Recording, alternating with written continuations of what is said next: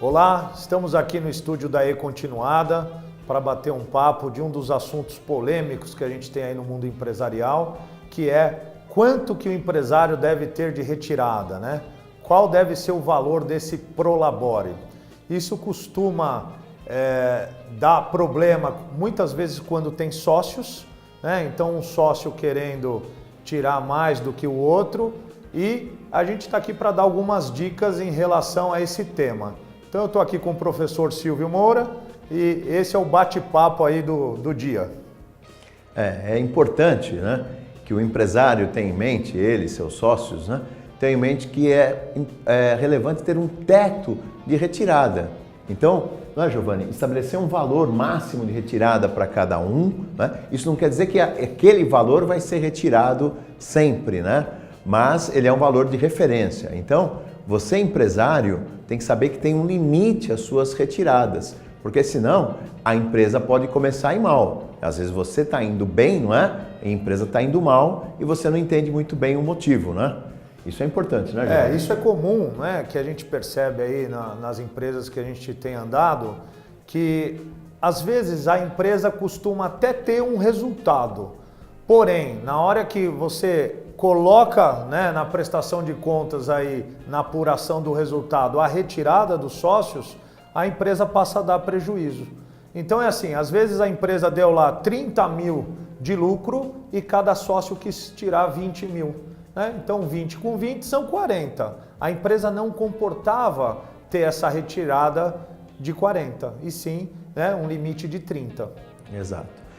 Uma outra questão importante é o empresário não misturar, então, as contas pessoais dele com as contas da pessoa jurídica, né? Do CNPJ, como se diz, certo? Por quê? Mistura as contas, a empresa começa a pagar a conta dessa família, né? Desse empresário, das contas pessoais dele, e a gente não sabe muito bem qual é o resultado, esse resultado que o Giovanni comentou. Então, quando a gente está falando de prolabore, é importante, né, diferenciar o resultado da empresa e depois, né, a retirada do prolabore, porque muitas vezes é o que o Giovanni já comentou, a empresa está dando resultado, só quando o sócio vai lá e retira o prolabore dele, né, ele excede esse resultado e isso não é muito bom. Então, saber diferenciar o resultado da empresa e a minha retirada e colocar um limite é uma boa prática de gestão. E na verdade, qual que é a grande dificuldade que a gente tem visto aí nas empresas? O empresário ele não sabe qual é o lucro da empresa. Então, tem a prática, né, de tirar o que tem no caixa. Ora, o que tem no caixa não é o lucro. E às vezes esse dinheiro já está comprometido para outras coisas. Então, ele tira, ele paga as contas pessoais, ele realiza sonhos, ele viaja, ele troca de carro, sendo que ele não poderia fazer isso porque aquele dinheiro não é dele. Aquele dinheiro é da pessoa jurídica. É comum a gente ver nas empresas também, principalmente no começo do mês, onde o empresário tem que fazer a folha de pagamento, e aí chega lá no dia 5, no quinto dia útil, ele não tem o dinheiro para fazer a folha. E aí ele sai, né, em busca desse crédito, e aí é comum o inverso, ele pegar dinheiro na pessoa física, fazer o empréstimo pessoal e colocar o dinheiro na pessoa jurídica, né? E isso fere alguns princípios do mundo empresarial, que é o princípio da entidade, por exemplo. Ele passa a misturar, né? E o ideal é que tenham, inclusive, contas bancárias separadas. Então, é isso que o Giovanni comentou, é interessante, não é? Porque passa a misturar o patrimônio da pessoa física com o patrimônio da pessoa jurídica.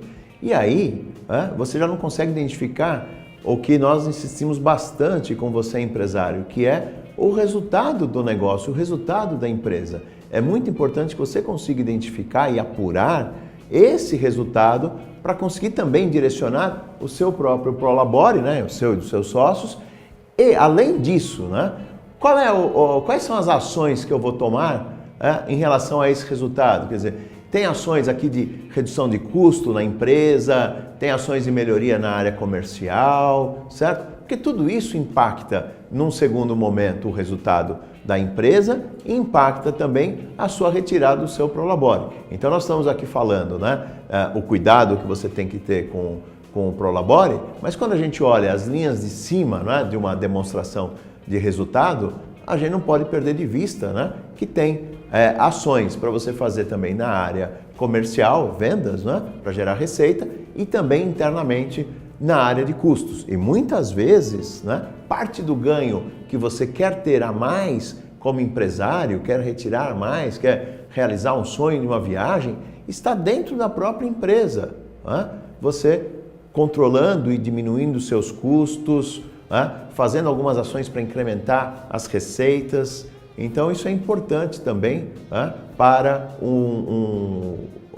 viabilizar o seu Prolabore, o que você deseja retirar. Né? Mas lembre-se, não misturando os patrimônios. Isso que o professor Silvio disse é importante à medida que você começa a tratar de comportamento.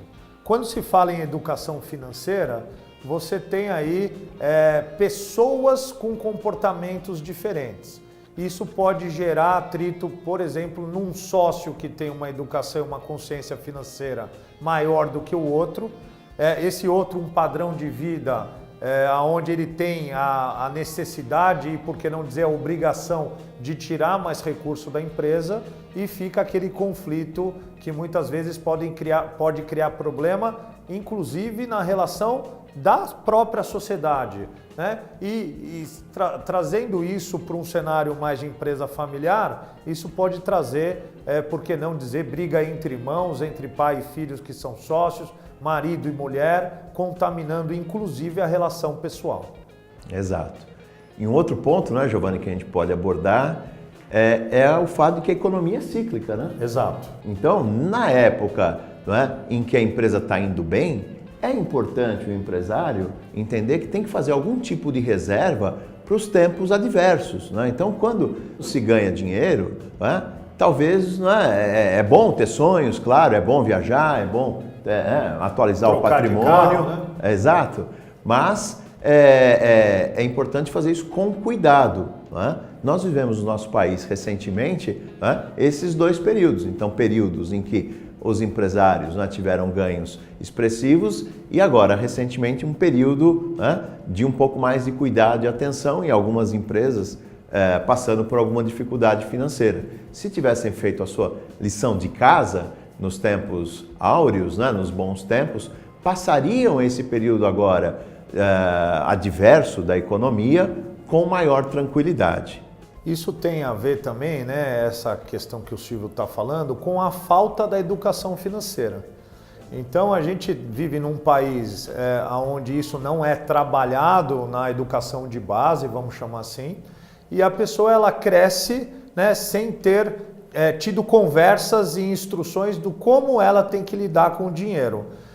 E vivendo numa sociedade capitalista, aonde tem aí um consumismo muitas vezes exagerado, aonde eu tenho que ter a roupa da moda, aonde eu tenho que ter férias no exterior, tá com o carro do ano, a bolsa de marca, o celular de último tipo. Então isso vai fazendo com que as pessoas tenham que ter na pessoa física a maior retirada possível. E ela não entende que ao retirar esse dinheiro e essa verba da empresa, ela está deixando muitas vezes de prosperar o seu negócio para poder alimentar um padrão de consumo que muitas vezes nem precisaria ter. E, Giovanni, o que você acha, né, que esse assunto de educação financeira deveria ser levado para dentro das famílias também? Sim, sim.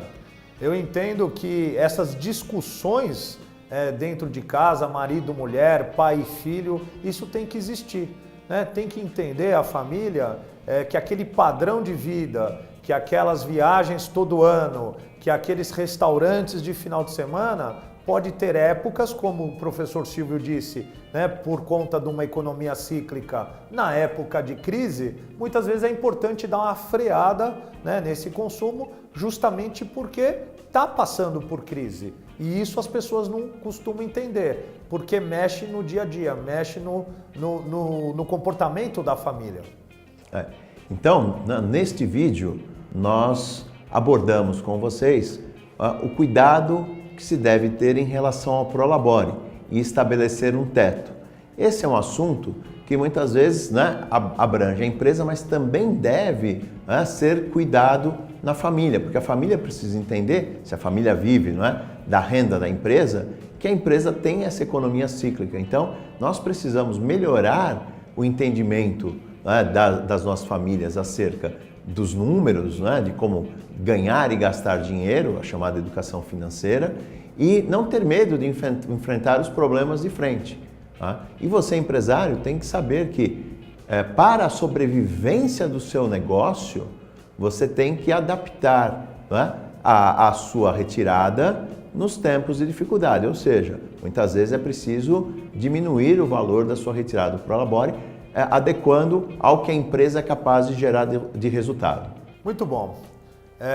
Eu acho que fica a mensagem, portanto, ao empresário que esse é um assunto fundamental quando a gente quer que o negócio prospere, né? Cuidado, então, com o consumo e o padrão de consumo que você estabelece, justamente para você não sangrar a sua empresa. Obrigado aí pela sua atenção e até mais.